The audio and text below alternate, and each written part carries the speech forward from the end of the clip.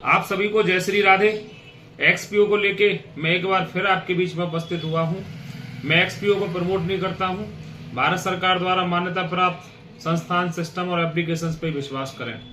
आज मैं जो वीडियो बना रहा हूं, वीडियो बनाने से पहले मैंने 10 से 15 लोगों से बात की है जो एक्सपीओ से जुड़े हुए हैं, इनके एलाइड लीडर हैं। उनसे बात करने के बाद मैं वीडियो बनाने के लिए आया हूं। मेरी कल भी बात हुई थी। आज जो खबर है वो बड़ी चिंताजनक है और चिंताजनक तो कर, जिस दिन 12 नवंबर को ये कार्रवाई हुई थी, 18 नवंबर से आपका विड्रॉल देना बंद कर दिया था, उसी दिन ये सारी चीजें तय हो गई थी कि आपका पैसा जो है डूब चुका है। लेकिन फिर जो है विश्वास लोगों के साथ विश्वासघात हुआ, लोगों को विश्वास में लेके बातें बताई गई और लोगों ने विश्वास किया। अब देखिए कल क्या हुआ कि कल मेरी बात हुई विजय मौर्य से, मतलब मेरे जो सहयोगी हैं उनकी बात हुई। मैं तो बात ही नहीं करता क्योंकि बात करने से कोई मतलब नहीं है। लेकिन और मैं नाम नहीं बताऊंगा, उसने मेरे को नाम बताने से मना किया कि आप नाम मेरा मत बताना। उस व्यक्ति से भी बात हुई और 4-5 एलाइड लीडरों की जो है और इनसे बात हुई। तो बातों में इन्होंने बिल्कुल स्पष्ट कर दिया, विजय मौर्य ने ये कहा कि अब जो आपका वॉलेट में, जो मेन वॉलेट में पैसा पड़ा हुआ है, ये मेन वॉलेट के पैसे को भी जो समय जा रहा है, जो समय है, उस मेन वॉलेट के पैसे को भी ये फिक्स फ्लैक्स में ट्रांसफर कर देंगे। फिक्स फ्लैक्स में ट्रांसफर का मतलब ये है कि आपका पैसा जो है ब्लॉक हो गया 30 महीने तक। 30 महीने तक ब्लॉक का मतलब यह है कि आपका पैसा जो है खत्म हो गया, जीरो हो गया, शून्य हो गया। क्योंकि 30 महीने जब अभी नहीं दे रहे तो सबको पता है 30 महीने बाद क्या होगा। एक्सपीओ जो है पूरी तरीके से डूब चुका है। आपको आपका पैसा नहीं मिलेगा, आपको आपका पैसा नहीं मिलेगा। ये मेन वॉलेट वाला पैसा भी इसी तरीके से गायब हो जाएगा जिस तरीके से आपका 40% काट के वो गायब किया था। ये आपको किसी भी कंडीशन में आपका पैसा नहीं लौटाएंगे। मेरी बात हुई आज रजत शर्मा को लेके, बड़ी मेरी लंबा डिस्कशन चला, बड़ी लंबी बात हुई, एक एक चीज पे बात हुई, एक एक पॉइंट पे बात हुई। जब रजत शर्मा को लेके मेरी बात हुई तो मैं उन बातों के आधार पर जो निष्कर्ष पर निकला, वो निष्कर्ष मैं आप लोगों के साथ शेयर कर रहा हूं। दरअसल में जब लोग जुड़े तो लोगों ने विश्वास किया कि जब रजत शर्मा का जीजा ही भाई इस काम को कर रहा है, रजत शर्मा का साला इस काम को कर रहा है, तो लोगों ने जो है विश्वास किया। लोगों ने इस लेवल का विश्वास किया कि भाई इसके घर वाले ही जब इस काम को कर रहे हैं तो काम ये सही है, और लोग जो है इसमें जुड़ते चले गए। रजत शर्मा इसका असल मास्टरमाइंड है, इसमें कतई दो राय नहीं है।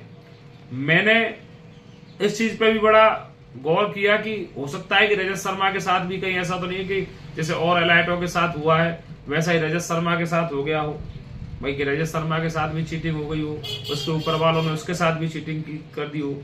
लेकिन ये नहीं है, इस बात में कतई सच्चाई नहीं है कि रजत शर्मा के साथ चीटिंग हुई। रजत शर्मा चीटर है, उसने हमारे साथ फ्रॉड किया है। क्योंकि रजत शर्मा का आप देखिए, मैं आपके सामने कुछ बातें रखता हूं, उन बातों से आपको समझ में आई कि रजत शर्मा ये असली मास्टरमाइंड कैसे है। रजत शर्मा ने अपनी टीम के जितने भी सदस्य थे, रजत शर्मा से नीचे वाले जितने भी सदस्य थे, प्रत्येक व्यक्ति को मर्सिडीज, जैगुआर, ऑडी, सॉडी, जो भी जितनी भी बड़ी बड़ी जो लग्जरी गाड़ियां हैं वो गाड़ियां दिलाई। खुद उस व्यक्ति ने गाड़ी कभी परचेज नहीं की क्योंकि उसको पता था कि ये सिस्टम जब तक चल रहा है फ्रॉड होना है। मैं क्यों 2-5 करोड़ रुपए अपने खर्च करूं, मैं क्यों इन चीजों में पैसा खर्च करूं। उसने घर नहीं बनाया, उसने कुछ नहीं किया क्योंकि उसको पता था कि यहां से जब भी भविष्य में कभी कार्रवाई होगी तो हमें यहां से रफू चक्कर होना है, और रफू चक्कर होना है तो यदि वो कोई एसेट्स बनाता इस पब्लिक के पैसे से तो वो सारी की सारी जब्ती होती, सारा की सारा बरामदगी होती। तो इसलिए उसने ये सारे काम नहीं किए। असल मास्टरमाइंड इस पूरे मामले के जो मुझे अभी तक जो निकल के जो आ रहे हैं ना, तो रजत शर्मा, विजय मौर्य, ईश्वर वर्मा, सुरेंद्र सैनी और ऊपर के जो भी सिगर विगर कौन कौन है, वो जो भी नाम है, वो चौधरी बोधरी, वो सारे की सारे लोग हैं, और भी 2-4-5 लोग और भी हो सकते हैं। इन लोगों की सोची समझी साजिश थी। जो कुछ भी हुआ सोची समझी साजिश के तहत हुआ। अब जब इनसे बात होती है तो ये अपनी बातों में एक ही बात बोलते हैं कि इस पैसे को भूल जाओ और अब पैसा आपका जो पैसा है उसको अपन रिकवर करवा देंगे दूसरे माध्यम से। और तो और ये लोग आपको जोड़ने के लिए कुछ लोगों को पैसा भी अपनी तरफ से दे रहे हैं, $100 का आपके अकाउंट में लगा के देता हूं, आप काम करिए नीचे। तो जो पॉकेट फोलियो नाम का जो सिस्टम है, जिस पॉकेट फोलियो को हम शुरू से कह रहे हैं, पॉकेट फोलियो का बड़े जोर शोर से प्रचार प्रसार कर रहे हैं। ये चाहते हैं कि पहले एक्सपीओ ने लूट लिया आप लोगों को, अब पॉकेट फोलियो के जरिए तैयार रहिए। और अभी भी आप में कुछ लोग बेवकूफ हैं जो इस पॉकेट फोलियो का बड़े जोर शोर से प्रचार प्रसार कर रहे हैं, इसमें लोगों का पैसा लगवा रहे हैं, लोगों का गुमराह कर रहे हैं। तो भैया आप लोगों ने एक्सपीओ से इतनी बुरी तरीके से लोगों को तोड़ दिया है। मेरे पास लोगों के मैसेज आते हैं कि मैं फीस नहीं भर पा रहा हूं, कोई दवाई नहीं खरीद पा रहा है, कोई कुछ नहीं कर पा रहा है। भाई तुम लोगों की मंशा क्या है? अगर कोई भी एलाइड लीडर इस एक्सपीओ का प्रचार प्रसार करता पाया जाता है, कोई भी इस एक्सपीओ इसको पॉकेट फोलियो को, कोई भी इनका एलाइड लीडर या कोई भी सदस्य इस पॉकेट फोलियो को प्रचार प्रसार करता है, इस पॉकेट फोलियो में लोगों की गाड़ी कमाई को लगवाता है, तो आप लोग उसके खिलाफ डायरेक्ट कंप्लेंट कीजिए साइबर सेल में। साइबर जो आपकी ऑनलाइन जो कंप्लेंट के जितने भी माध्यम है उन पर कंप्लेंट कीजिए, FIR करवाने की कोशिश कीजिए और इन लोगों के क्लियरली नाम लीजिए कि ये लोग वो हैं, इन लोगों ने दूसरा प्लेटफॉर्म इसके माध्यम से लोगों को ठग रहे हैं। क्योंकि इन लोगों का मोटिव सिर्फ एक है और वो है आपका पैसा ठगना, आपका पैसा लूटना। इनको इस बात से कोई फर्क नहीं पड़ता है कि कितने लोग मरते हैं, कितने लोग जीते हैं।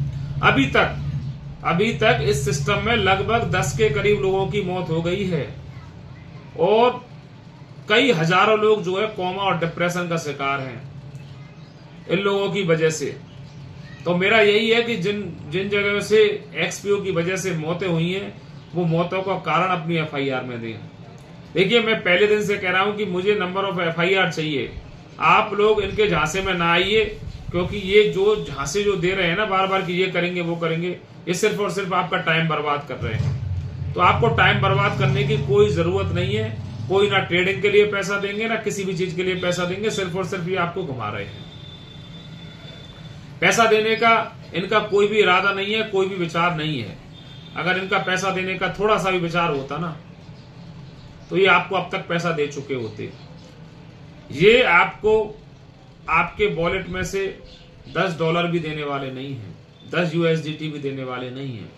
तो इसलिए आप अब जो है इसको छोड़िए, इसका पीछा छोड़िए, आप लोग पैसे की उम्मीद को छोड़िए, आप लोग इनके खिलाफ कानूनी रास्ता अपनाइए। आप लोगों में से इतनी बड़ी कम्युनिटी में से कितने से लोगों ने अभी तक कानूनी रास्ता अपनाया है? उसको कहते हुए बड़ी शर्म आती है कि आप लोग भी ऐसे हो गए हो ढीले।